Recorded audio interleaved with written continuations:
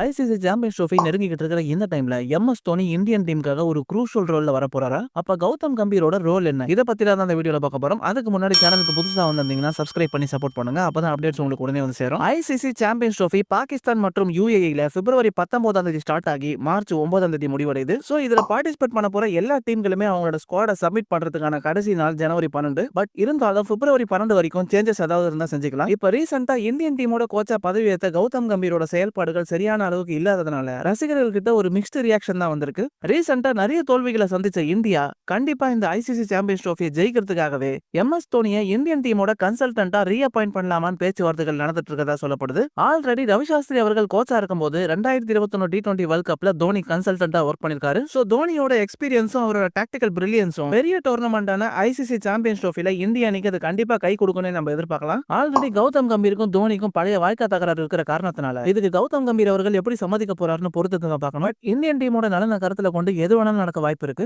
மக்களே, தோனி திரும்ப வருது இந்தியன் டீமுக்கு இந்த சாம்பியன்ஸ் ட்ரோஃபில எந்த அளவுக்கு கை கொடுக்கும் நீங்க நினைக்கிறீங்கன்னு கமெண்ட் செக்ஷன்ல சொல்லுங்க. அப்படியே நம்ம வீடியோ பிடிச்சிருந்தா லைக்கும் சப்ஸ்கிரைபும் பண்ணி சப்போர்ட் பண்ணுங்க.